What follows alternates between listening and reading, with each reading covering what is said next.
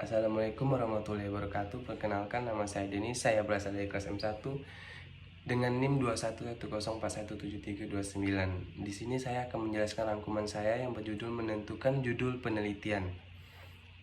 Pertama-tama yaitu ada judul. Judul adalah rangkaian kalimat di bagian paling atas karya tulis kita. Dan di sanalah pembaca bisa mulai menilai mutu tulisan kita judul yang tepat tidak hanya membutuhkan rangkaian kalimat yang unik, menarik, dan kontekstual, tetapi juga rapi dan sesuai kaidah. Nah, cara penulisan judul yang tepat menurut Pedoman Umum Ejaan Bahasa Indonesia PUEBI adalah sebagai berikut. 1. Setiap huruf di awal kata ditulis dengan huruf kapital. Cara penulisan judul yang benar adalah menulis setiap awal kata dengan huruf kapital, terutama huruf pada kata paling depan. Aturan ini berlaku untuk hampir semua jenis kata termasuk nama, tempat, sifat, dan keterangan. Selanjutnya ada menggunakan huruf kecil untuk preposisi, konjungsi, dan interjeksi. Nah, di sini saya akan menjelaskan apa itu preposisi, konjungsi, dan interjeksi.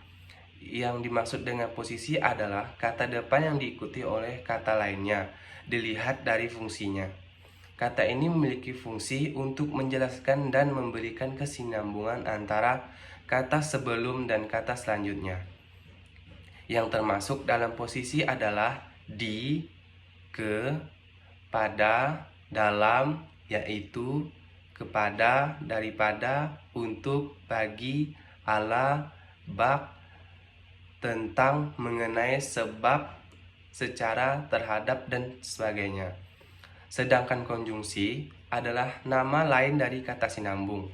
Kata ini memiliki fungsi untuk menghubungkan kata-kata, kalimat-kalimat, dan ungkapan-ungkapan, serta tidak memiliki makna khusus jika berdiri sendiri. Kata-kata yang termasuk konjungsi termasuk dan, atau, tetapi, ketika, seandainya, supaya, pun, seperti, oleh, karena, sehingga, bahwa, kalau, untuk, dan kemudian. Terakhir, interjeksi adalah istilah lain untuk kata seru yang mengungkapkan isi hati dari si pembicara. Kata ini relatif jarang ditemui pada judul karya-karya tulis serius, tetapi banyak menjadi pilihan untuk narasi yang bersifat ekspresif. Contoh, interjeksi adalah alhamdulillah, duh, ih, cih, yu, wah, wow, amboy, ah, loh, dan lain-lain. Nah, yang terakhir ada perhatikan kaidah huruf kapital pada kata ulang.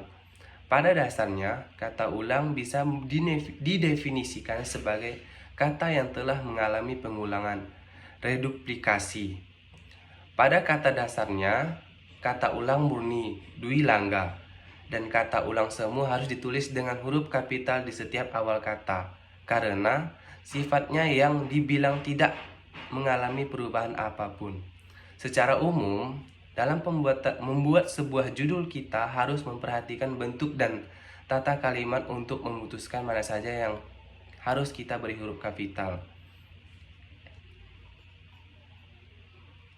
Nah, selanjutnya di sini ada aturan penulisan judul pada sebuah penelitian. Skripsi merupakan karya tulis ilmiah yang berisi hasil-hasil penelitian. Skripsi yang ditulis dapat berdasarkan hasil penelitian lapangan, hasil kajian pustaka, hasil kajian numerik, kajian analitik, ataupun hasil pengembangan suatu teknologi.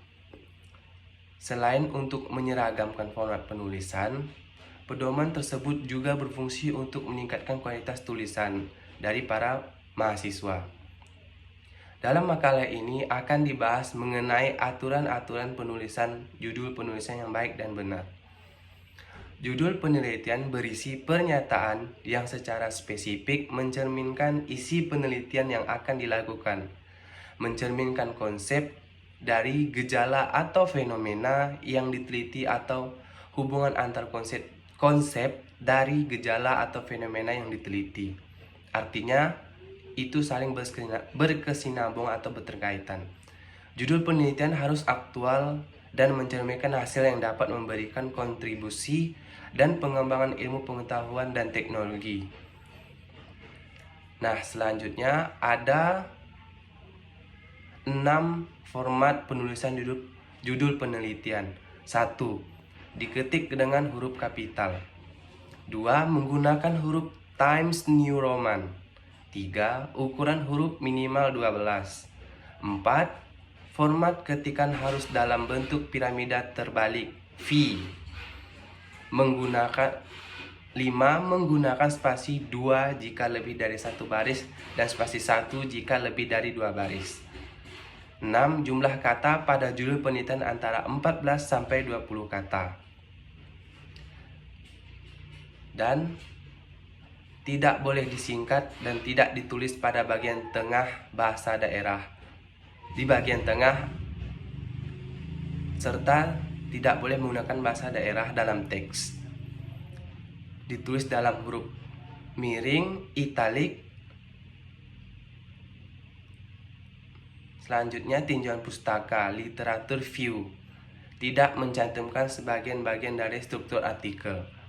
Pengutipan pustaka dalam pembahasan sepenuhnya saja, dan yang lebih utama adalah pembahasan terhadap hasil analisis data yang ditemukan diri sendiri, dan kemudian dijadikanlah sebuah laporan penelitian.